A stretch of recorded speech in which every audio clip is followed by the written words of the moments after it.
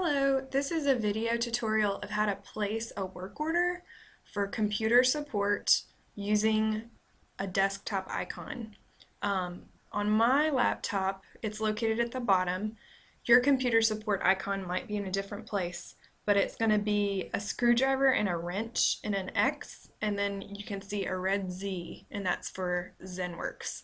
So I'm just going to go ahead and click on computer support, and it will automatically open up the help desk icon.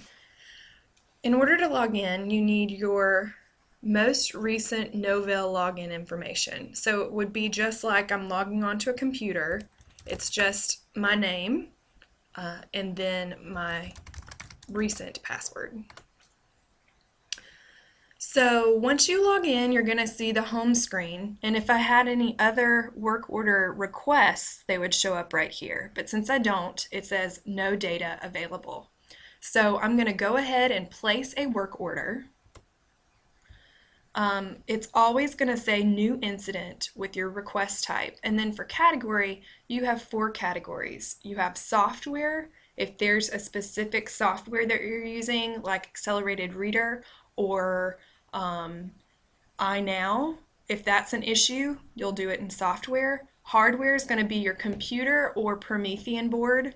Printer, if you're having an issue with your printer printing, or if you need more ink cartridges for a network printer like a ClassWorks printer, you would place a work order here. And then network is going to be an issue if you're having Wi-Fi issues or network connections, which you do need a network connection in order to place the work order. You need to have working internet or Wi-Fi, since it's a website.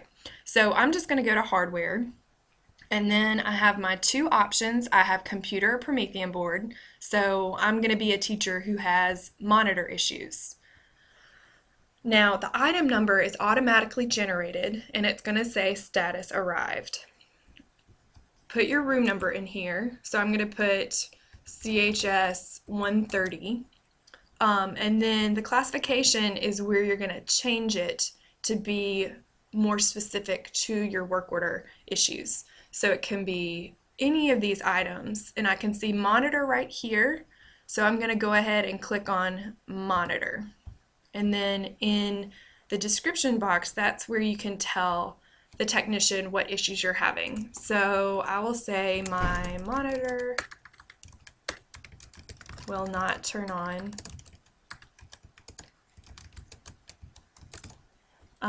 It has power supply but will not display anything. And then I'm going to put a note in here that it's a demo. This is a demo work order.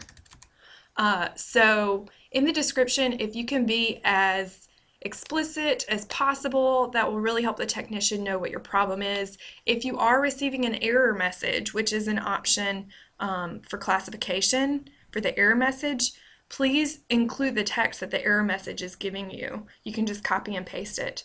If I wanted to include a screenshot of the error message, then I could go to attachments and upload a file from my computer, but I'm not going to do that.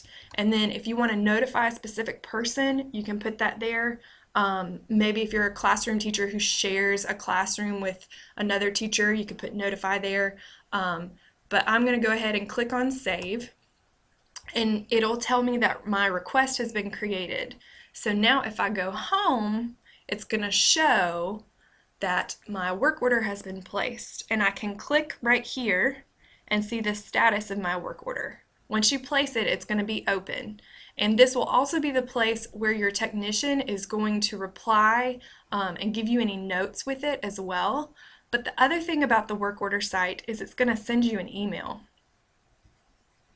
The email might take a minute, but it will send you an email and let you know that a work order has been placed. You will also receive an email when your technician replies.